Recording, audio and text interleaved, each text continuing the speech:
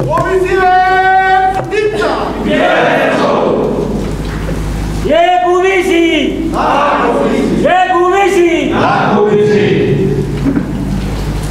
आपल्या पुढे आज भाषण करणार नाही. सगळ्यांचे भाषण झालेले आहेत. या तालुक्यामध्ये आणि जिल्ह्यामध्ये जी काही वस्तुस्थिती झाली आणि आपल्याला पुढे काय करता येईल आणि आपल्याला ही संघटना कशी मोठी करता येईल हे आपल्या सगळ्यांचे भाषण ऐकले. आजच्या या सकल ओबीसी बैठकीसाठी सर्वच वरिष्ठ तळागाळातून गावामधून वाडी वस्त्यावरून सगळ्या विभागातून आलेली सर्वच चळवळीची कार्यकर्ते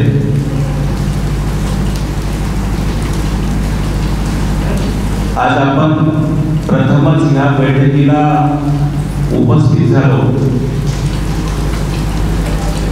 मी तळमळीची 2 भाषणं ऐकली. एक बाळासाहेब साहेबांचं ऐकलं. त्या मुद्द्यांना खऱ्या अर्थाने थोडंसं उदय आहेच आहे. ज्यावेळेस आपण बारीक समाजामधून आपण उभं राहतो, ज्यावेळेस आपण राजकीय प्रवास सुरू करतो आणि हा प्रवास सुरू करत असताना आपल्याला अनुभवातून माणूस शिकत असतो. आज स्वर्गीय निनाद पांडे साहेब आपल्याला नाहीये. त्यांचे विचार, त्यांचे अनुभव, त्यांचा सहवास या तालुक्यातल्या सगळ्या समाजामधली जडणघडण आणि ह्या जडणघडणीतून आपण समाज घडवणं, समाजाबरोबर सगळ्या समाजामध्ये आपण समता ठेवणं आणि त्या समतेतून आपल्याला शाश्वत विकासाकडे नेणं, या विचाराचा मी एक कार्यकर्ता.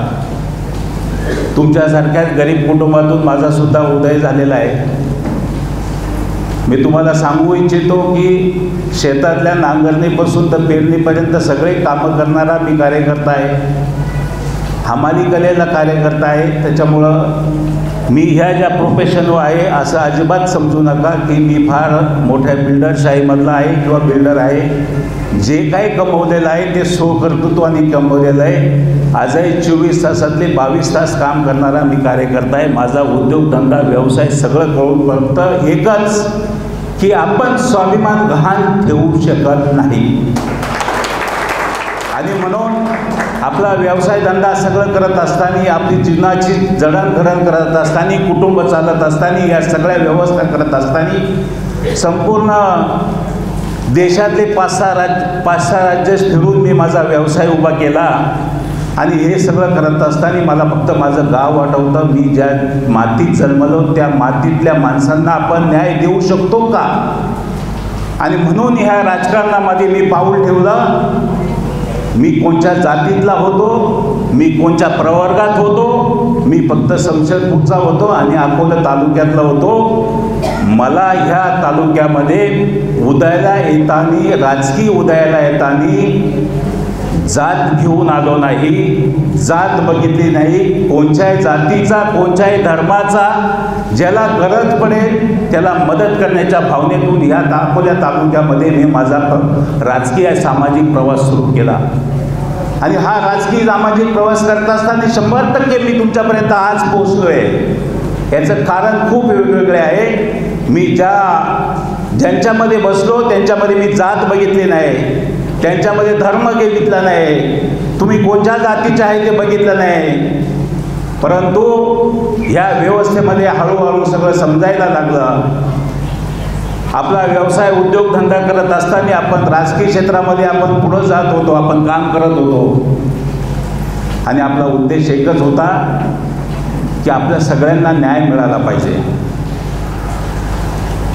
खऱ्या अर्थाने आपण हे सगळं करत असताना मी फार छोट्या आणि कमी शब्दामध्ये तुम्हाला सांगणार आहे की ही तळमळ किंवा ही चळवळ उभी करत असताना 5 ते 7 वर्ष पांडे साहेबांचं मार्गदर्शन लाभत होतं आणि त्यांनीच आम्हाला थांबवलं होतं की आम्ही पुढे जातो, तुम्ही प्रवाहातले प्रमुख घटक म्हणून या राज्य व्यवस्थेमध्ये, ह्या सामाजिक आणि राजकीय घटकामध्ये तुम्हाला जर तुम्ही आज पाऊल ठेवलं तर तुम्हाला उद्याच्या व्यवस्थामध्ये तुम्हाला प्रचंड अडचणी येतील, तुम्ही एवढे संघटित नाही आहे. पांडे साहेब आपल्यात नाही आहे. बाळासाहेब साहेब, मी तुम्हाला एकच सांगेन, मी 10 वर्ष प्रतिनिधित्व मिळवत असताना 15 वर्ष मी इथे राजकीय प्रवास करत असताना मी खूप अभ्यास केला आहे.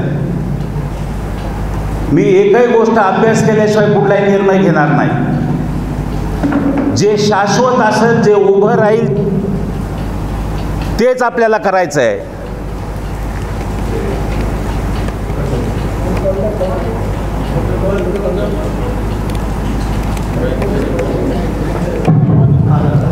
तेच आपल्याला उभं करायचं आहे. ग्रामीण भागामध्ये काम करत असताना आपण तालुका स्तर असेल, जिल्हा स्तर असेल, मला वाटतं राज्य लेवलचं ओबीसीची माहिती द्यायला आपल्याला आपण नेते आणू त्या मीटिंगला. पण इथली परिस्थिती मी आज सांगतोय, आज आपण जेवढे जण पुढे जाणार आहे, मी परवा माझ्या पक्षाचा राजीनामा दिलाय. आज मी ओबीसी समाजाचा झेंडा ज्यावेळेस घेतोय ना, त्यावेळेस मी तुम्हाला सांगतो, मी 100% प्रामाणिक तुमच्याबरोबर काम करेन. आणि हे सगळे एकत्र करताना, या सगळ्या 18 पगड जाती एकत्र करताना तुम्ही माझ्यावरती जेवढा विश्वास ठेवताय ना, मी तुम्हाला एकच सांगेन, मला इथून पुढं कुठलंही राजकीय पद नको आहे. सर्व समाजाला मिळून जे पद मिळेल, सर्व समाजाला ज्यावेळेस न्याय देण्याच्या भूमिकेमध्ये सगळ्यांना आपण बसू. कारण मी आता तालुका स्तरावरची सगळी पदं भोगली आहे. जिल्हा परिषद मी माझ्या हिमतीवर निवडून आलो, 2 वेळा निवडून आलो. तुमच्यासारखे अज्ञात खूप लोक होते माझ्याबरोबर, परंतु एक माणूस म्हणून मी त्यावेळेस तिथं निवडून आलो. आता 2 वेळेस निवडून आलोय मी. 2 वेळेस त्या सभागृहामध्ये सगळ्यांचं ऐकलंय, सभागृहात अभ्यास केलाय, सभागृहात भांडलोय, तिथली व्यवस्था बघितली, जिल्ह्यामधून तिथे कोण कोण जातं, कोणत्या कोणत्या तालुक्यातून जातं. परत जाऊन त्या टेबलावरती बसण्याची माझी इच्छा नाही आहे. याचं कारण असं की त्या व्यवस्थेमधून तुम्हाला जर आम्ही न्याय देऊ शकत नसेल तर त्या टेबलावरती जाऊन तुम्ही काय म्हणणार आहे? गत 15 वर्ष जिल्हा परिषद सदस्य केलं, परंतु एकाही ओबीसी माणसाला न्याय देऊ शकले नाही. आणि म्हणून ही चळवळ आपल्याला अकोला तालुक्यात नाही तर संबंधनगर जिल्ह्यामध्ये आपल्याला ही व्यवस्था सुरू करायची आहे. आणि म्हणून ताकाला जाऊन आपण दाडगं लपवायचं नाही. 100% जोपर्यंत तुम्ही राजकीय क्षेत्रामध्ये तुम्ही ओबीसी समाज पुढे आणत नाही, तोपर्यंत तुम्ही मुख्य प्रवाहात येत नाही आणि तोपर्यंत तुम्ही कुठलाही विकास करू शकत नाही. त्या व्यवस्थेमध्ये आपल्याला बसवावंच लागेल.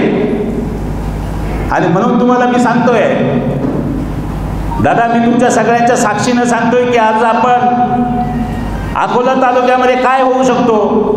पंचायत समितीचा सदस्य होऊ शकतो, जिल्हा परिषदेचा सदस्य होऊ शकतो, कारखान्यावर संचालक होऊ शकतो, एखाद्या पतसंस्थेमध्ये संचालक होऊ शकतो. अहो, तुम्ही जिल्हा परिषदेचा अध्यक्ष होऊ शकत नाही, तुम्ही एखाद्या पतसंस्थेचा चेअरमन होऊ शकत नाही, तुम्ही सभापती होऊ शकत नाही, तुम्ही सगळे उपनेते होशाल, पण मुख्य नेता तुम्ही होणार नाही कधी. आणि म्हणून ओबीसीची संघटना पाहिजे.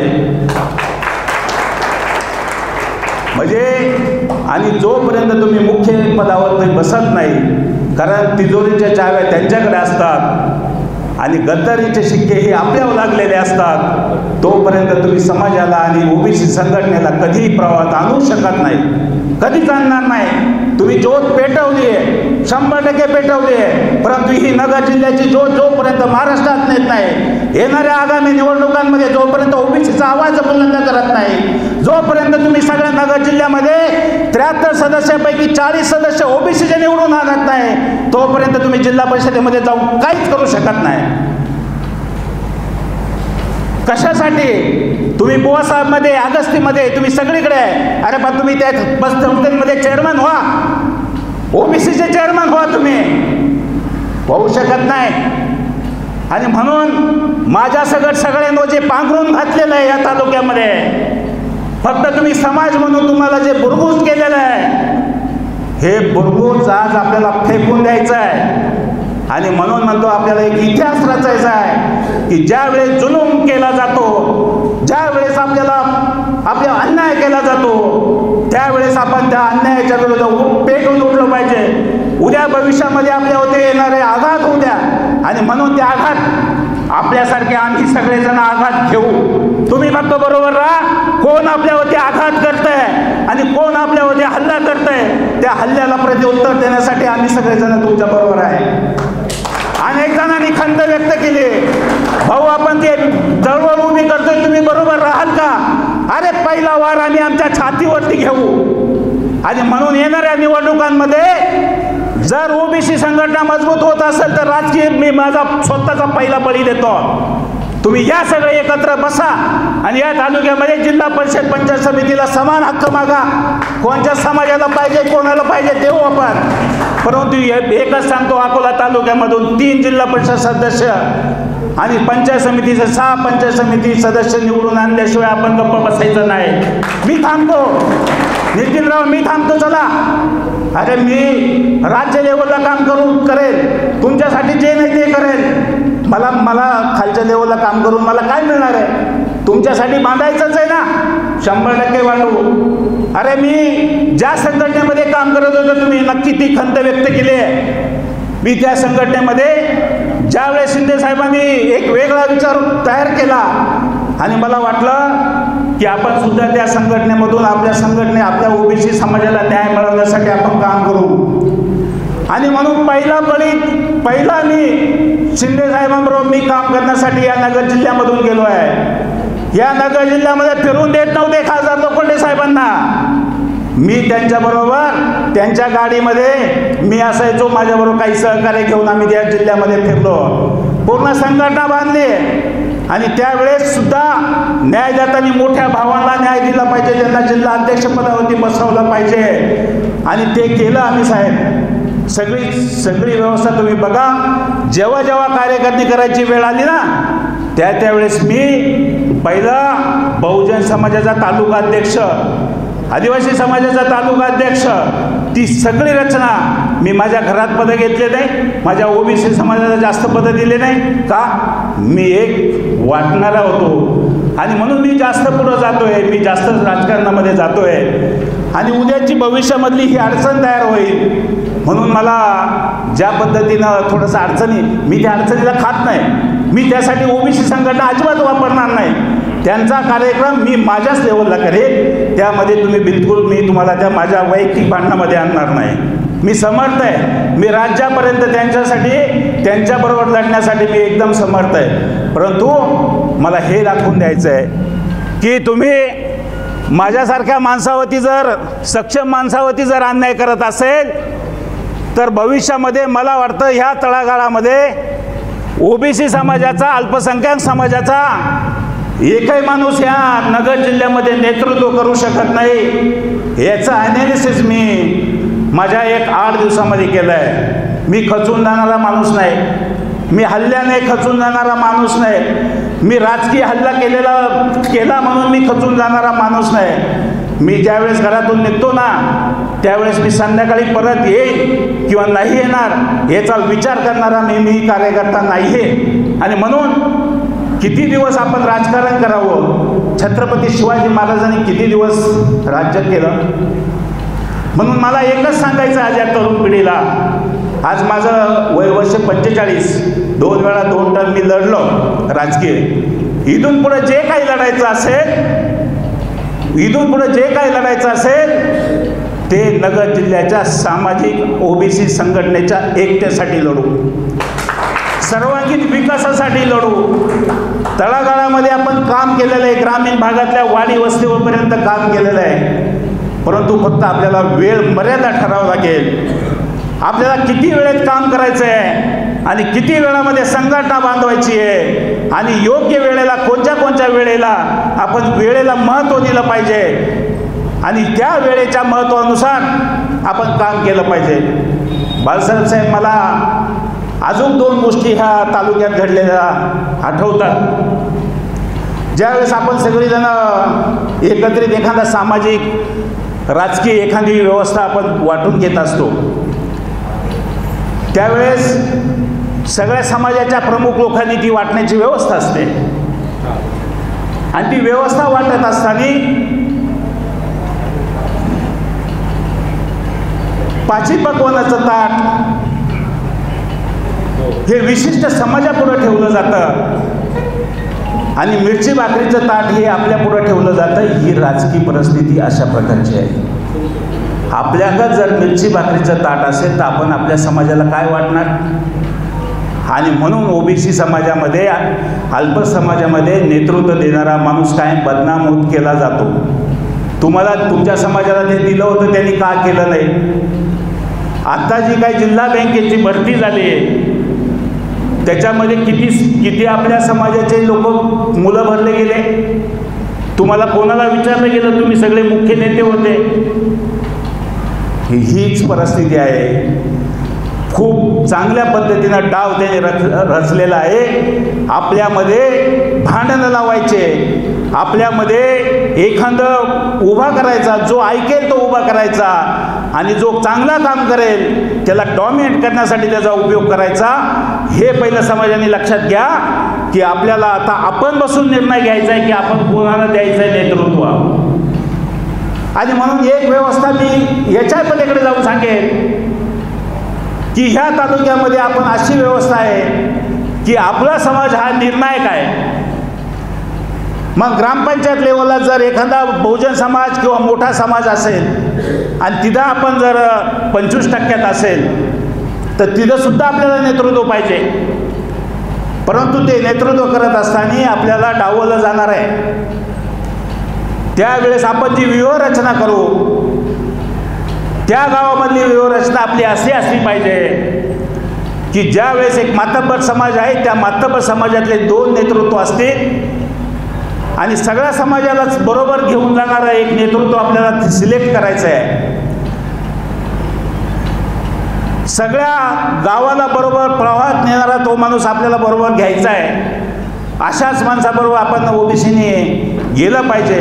अशा अनेक बारीक सारीक गोष्टी आहेत. त्या बारीक सारीक गोष्टींचा विचार करून आपल्याला मायक्रो प्लॅनिंग करून आपल्याला हे काम करावं लागेल.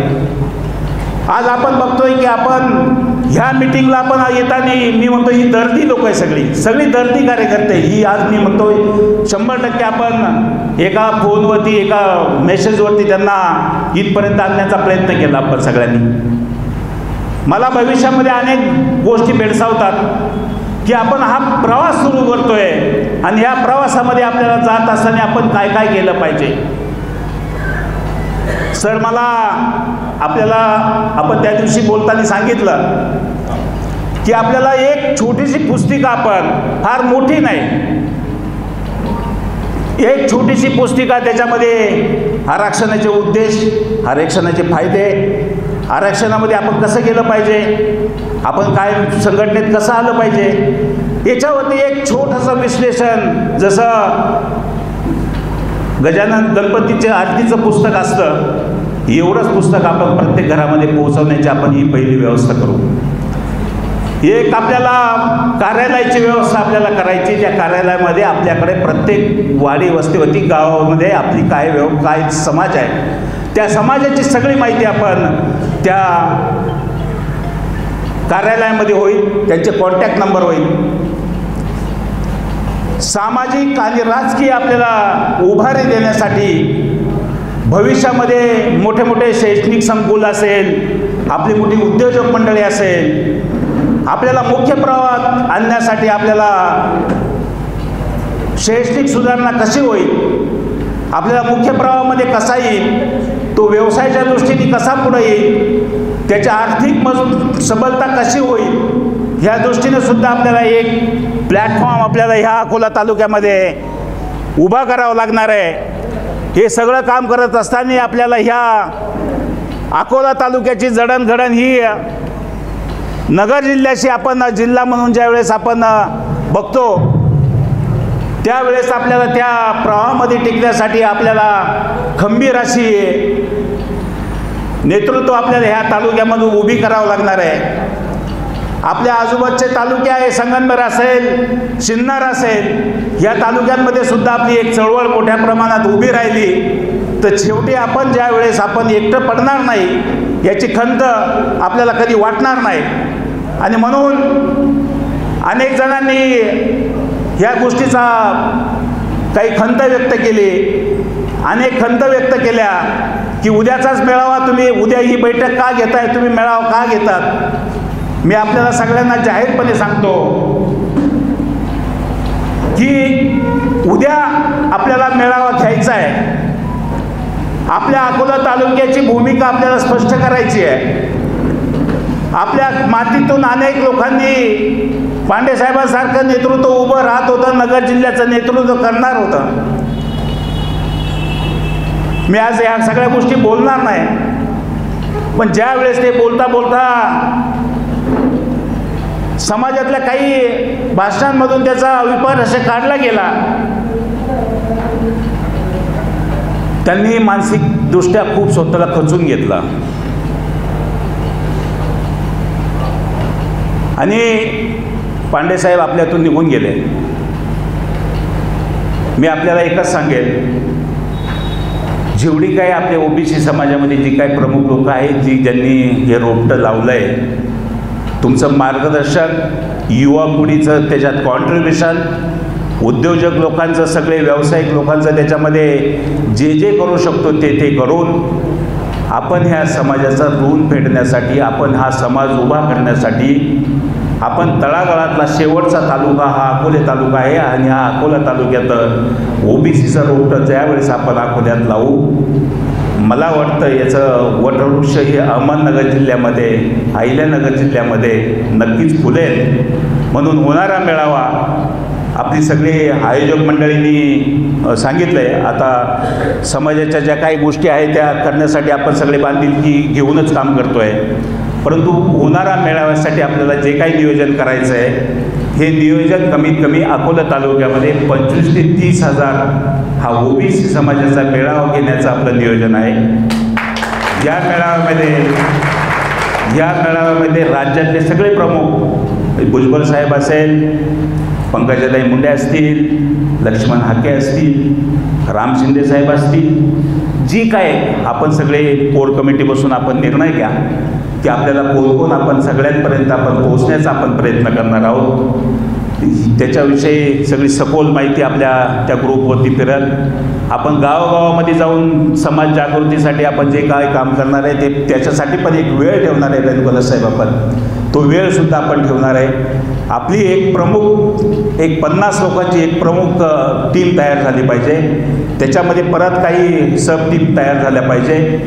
आणि त्याच्यामध्ये आपलं जे प्रसिद्धी आहे, प्रसिद्धीचं काम हे कंटिन्यू सुरू झालं पाहिजे. आणि म्हणून हे सगळं करत असताना आपण एक योग्य वेळ घेऊन आपण तो मेळाव्याचं आपण नियोजन आपण मोठ्या विस्तृत पद्धतीनं करू. मी तुम्हाला खात्री देतो, ह्या मेळाव्यासाठी मला जेवढं काही योगदान देता येईल, मला जे काही करता येईल, मी एकच सांगेन की ह्या अकोला तालुक्यातल्या मेळाव्यामध्ये ओबीसी समाज मी उघडा पडून देणार नाही.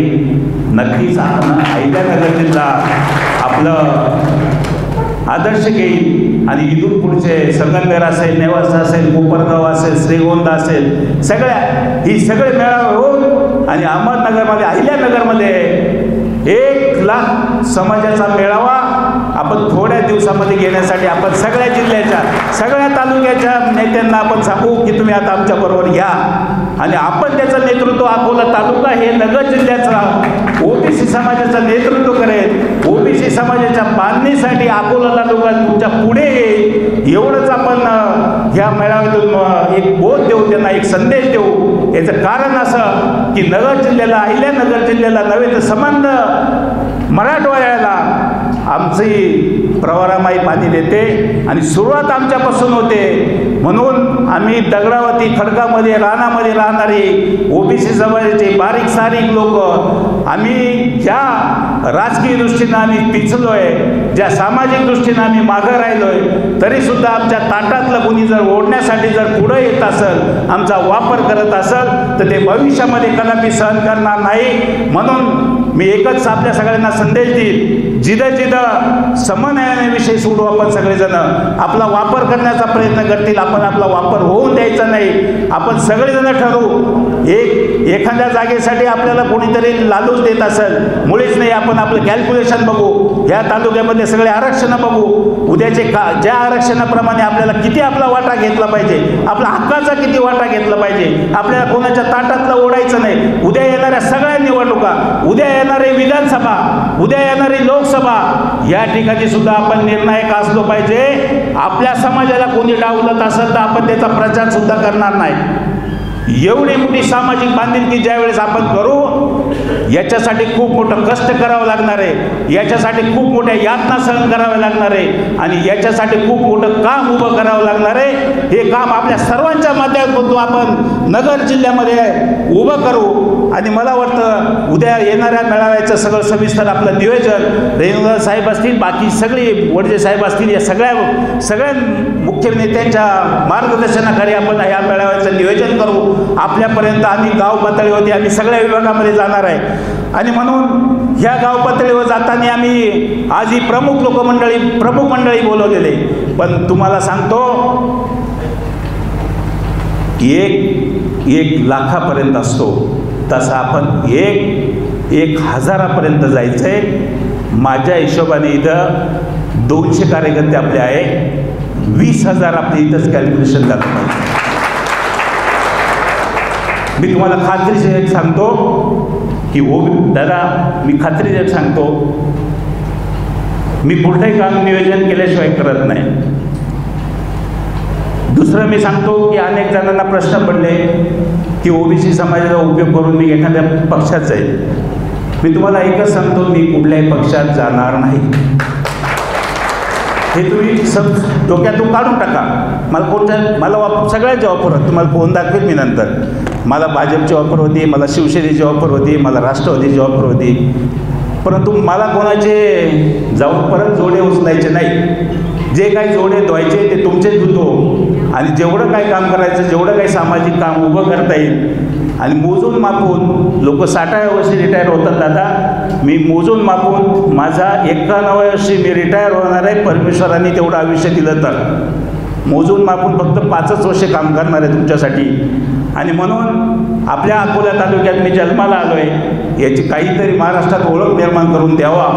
आणि ती मी शेवटी मी समाजात आलो आहे ना, आता स्वीकारलं आहे ना, मी एक बारीक समाजातला आहे हे सगळ्यांनी दाखवून दिलं आहे. परंतु या सगळ्यांना आपण दाखवून देऊ की बारीक समाजातला माणूससुद्धा ह्या तालुक्यातल्या सगळ्यांना संघटित करून त्याच्यातलं एखादं उद्या भविष्यात मोठं नेतृत्व हे राज्यात जाईल आणि आपला आवाज बुलंद करेल. एवढंच मी आपल्या ह्या तरुण मंडळीला सांगतो. भविष्यात येणारे गुणवंत विद्यार्थी असतील, त्यांचे आपण चांगले कार्यक्रम घेतले पाहिजे.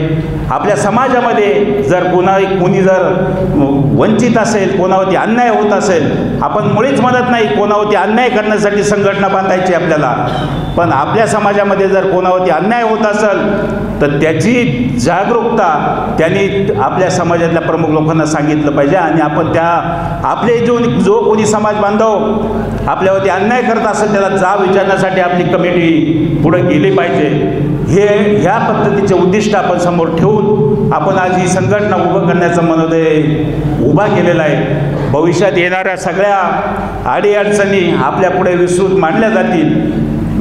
मला जरी तुम्ही संघटनेमध्ये काम करण्यासाठी काही अधिकार दिले तर मी तुम्ही दिलेल्या अधिकाराचा भविष्यामध्ये कुठेही दुरुपयोग होणार नाही आणि भविष्यामध्ये आपल्या संघटनेच्या जोरावरती कुठेही मला जास्त आर्थिक फायदा होईल यासाठी मी कधी त्याचा वापर करणार नाही.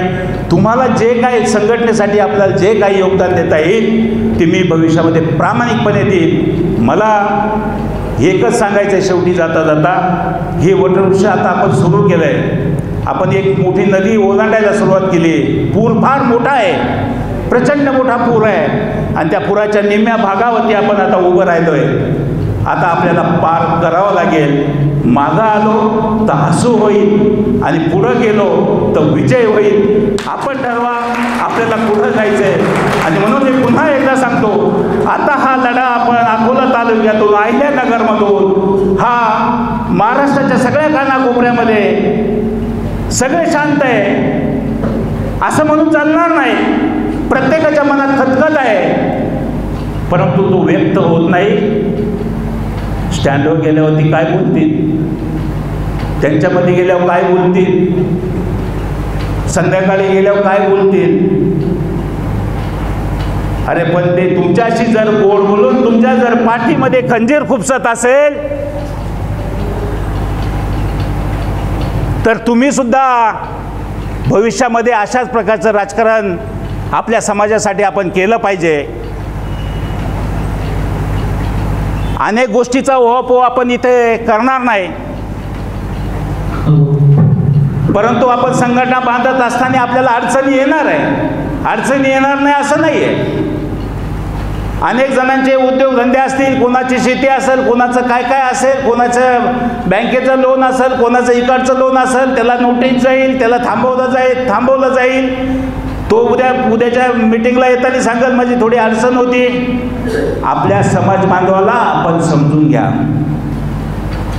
कारण 40 वर्षाचा त्याचा संसार चालवत असताना त्यांनी केलेल्या काही चुका, सामाजिक बांधिलकी त्यांनी जोपासण्यापेक्षा त्याच्या कौटुंबिक ज्या चुका झालेल्या असतात, त्या कुटुंबातल्या त्या चुका आणि ते सुधारत असताना त्याला सामाजिक त्याला काही अडचणी येतील, त्याचंसुद्धा आपण निरसन भविष्यामध्ये करण्यासाठी जसं संतोष भाऊंनी सांगितलं, एखादी चांगली पतसंस्था असली पाहिजे.